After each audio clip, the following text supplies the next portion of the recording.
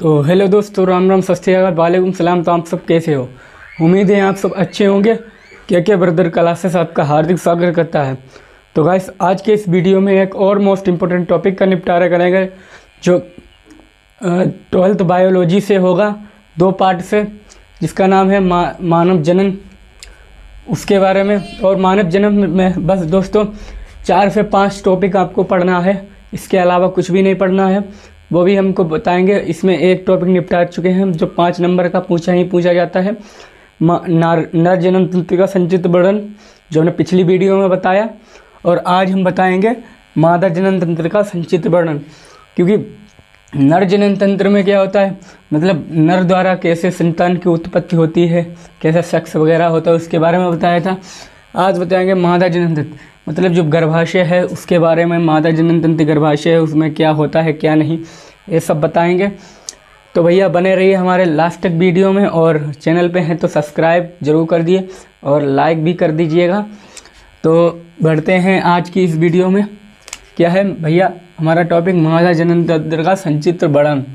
तो क्या होता है मैन, उसमें हमने बताया था, उसमें क्या होता है, एक मुख्य जो होता है जिसमें वीर्य वगैरह बनता है, वृषण होता है जिसकी संख्या 2 होती है, जिससे प्रेशर बनता है 2 होती है, ऐसे करके। और इसमें क्या है भैया, इसमें है अंडाशय, ये जो 2 होते हैं, इसकी भी संख्या 2 होती है। इसका भी उसमें होता वृषण मुख्य, मतलब मेन पॉइंट, और इसमें क्या है, अंडाशय है मेन पॉइंट। तो हम क्या लिखेंगे, अंडाशय। बिल्कुल सिंपल सी परिभाषा है दोस्तों, रट्टा तो मारना है नहीं। और आपको बता दें, और BVI एकदम वेरी इंपॉर्टेंट टॉपिक है यह, और इसकी बात ही मत करो। क्योंकि ये मादा जनन तंत्र या नर जनन तंत्र, एक तो 5 नंबर में 100% ही आता है, और 2 पार्ट और हैं, मतलब 2 टॉपिक और हैं इसमें, वो भी मोस्ट इम्पोर्टेंट। 4 टॉपिक में से आपको एक टॉपिक लॉन्ग क्वेश्चन में देखने को मिलेगा 100% में, तो 100%। और 5 नंबर बहुत हुए दोस्तों, 5 नंबर में 1% बन जाती है। तो चलिए, क्या है भैया मेन पॉइंट हमारा, पहला है अंडाशय। अंडाशय ये होता है, यह मादा जनन तंत्र का एक प्रमुख भाग। प्रमुख का मतलब क्या होता है, मेन, क्या होता है, मेन पॉइंट, ठीक है। क्या होता है, यह मादा जनन तंत्र का एक प्रमुख भाग है। इसकी संख्या कितनी होती है, 2 होती है भैया, हमने बता चुके हैं आपको। इसकी संख्या क्या होती है, 2 होती है, ठीक है। अंडाशय मादा में, मतलब उदर गुहा का मतलब पेट के नीचे, जब उनका जो स्त्री लोगों का पेट होता है, मतलब जो फीमेल का पेट होता है, उसके नीचे, उदर गुहा का मतलब पेट के नीचे निचले भाग में दोनों तरफ स्थित होते हैं भैया, दोनों तरफ स्थित है पेट के नीचे, ठीक है, दोनों तरफ स्थित हैं।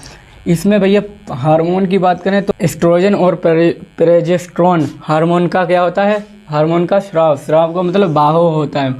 इसी से भैया क्या होता है, जो इनके अंदर जो सेक्स की जागरूकता होती है, वो उत्पत्ति होती है, मतलब कोई के ऊपर आकर्षित होना।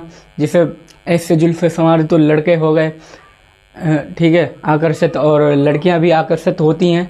जब लड़कियां आकर्षित नहीं होंगी तो आप कुछ भी नहीं कर सकते उनका, क्योंकि बिना लड़की के इजाज़त लड़का हाथ भी नहीं लगा सकता।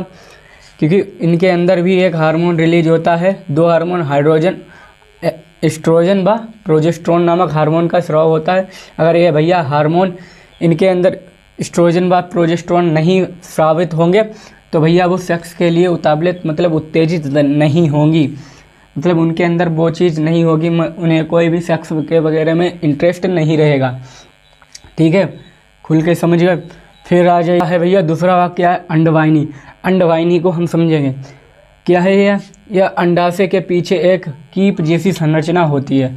कैसी होती है भैया, कीप जैसी क्या होती है, संरचना होती है। अंडवाहिनी, जिसे अंडवाहिनी कहते हैं, ठीक है। अंडाशय में उपस्थित अंडाणु अंडवाहिनी के द्वारा, क्या भैया, अंडाशय में उपस्थित अंडाणु, अंडाशय में क्या है, उपस्थित अंडाणु, ये क्या है, अंडाणु, ठीक है, ये छोटे छोटे क्या है, अंडाणु, उपस्थित अंडाणु अंडवाहिनी के द्वारा ही, मतलब अंडवाहिनी की मतलब ये है, इसके द्वारा ही क्या गर्भाशय तक पहुँचते हैं, मतलब गर्भाशय मतलब यहाँ तक पहुँचते हैं, ठीक है, ऐसे तक पहुँचती हैं। निषेचन की प्रक्रिया अंडवाहिनी में ही होती है। भैया कह दें तो निषेचन की प्रक्रिया कहाँ होती है? अंडवाहिनी में ही होती है, फ्लोपियन ये नलिका द्वारा में, मतलब फ्लोपियन जो नलिका है इसमें भी होती है। ये अंडवाहिनी की तो है भैया, इसमें फ्लोपियन नलिका होती है, इसी नलिका में जो होती है प्रक्रिया होती है, ठीक है। अच्छी तरह से देख लो इसे भी नोट कर लो अच्छी तरह से, इसे भी, और 2 पॉइंट और रह गए वो भी करा दें। नोट कर लिया भैया? चलिए इतनी बात समझ में आ गई, स्क्रीनशॉट कर लिया। अब आइए 3 नंबर पर, क्या है भैया? गर्भाशय। गर्भाशय क्या है दोस्तों? गर्भाशय वही है जिसमें भैया जो बच्चा है वो क्या है 9 महीने तक पेट में पलता है, उसे ही गर्भाशय कहते हैं। गर्भाशय में तो बच्चा बनता है भैया, गर्भाशय में जो है 9 महीने तक बनता है बच्चा, जो खूब परिपक्व हो जाता है, तभी तो डिलीवरी होती है भैया, वही होता है गर्भाशय। अब गर्भाशय होता क्या? गर्भाशय की संरचना एक उल्टे नाशपाती की आकार का होता है। भैया नाशपाती खाई है आपने? नाशपाती कैसी होती है? ऐसे ही तो होती है भैया, कैसे? ऐसे करके, और एक होता है ऐसे करके, ऐसे का तो है। क्या होता है? यह एक उल्टे नाशपाती के आकार की होती है, या शुक्राणु। और शुक्राणु अंडाणु में आप समझते हो क्या है? शुक्राणु क्या है? शुक्राणु, जो शुक्राणु है, शुक्राणु क्या है? शुक्राणु होते हैं मेल में, बोले तो क्या होते हैं? मेल में, पुरुष में क्या होते हैं? शुक्राणु। और जो अंडाणु होते हैं, अंडाणु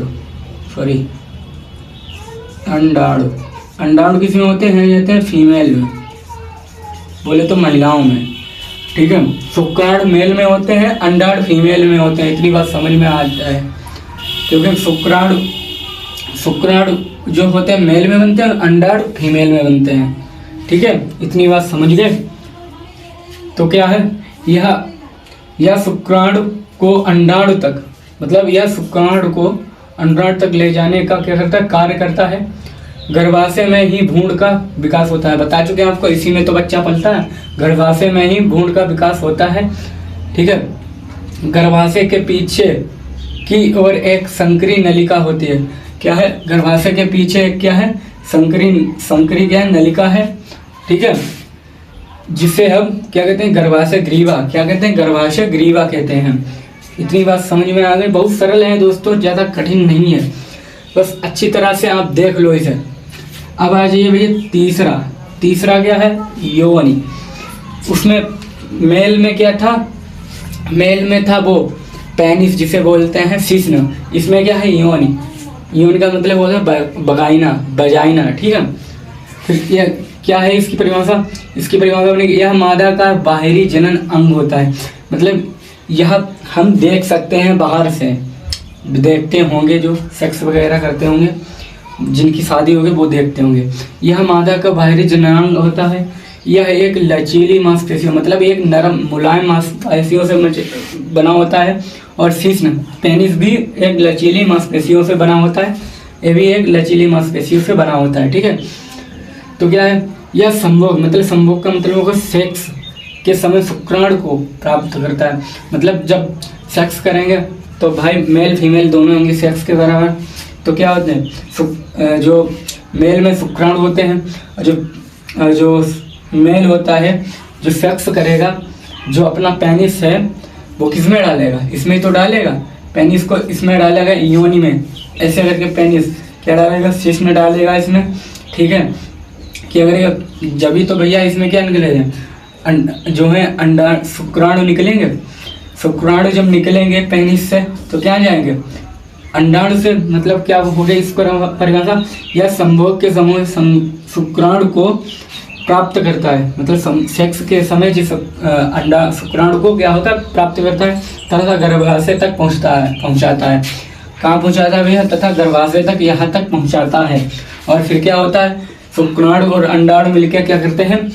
एक टेस्टाट्यूब बेबी, मतलब टेस्टाट्यूब बेबी कह रहे हैं, क्योंकि एक बेबी क्या है? एक बेबी का क्या बोलते हैं? उसे भ्रूण।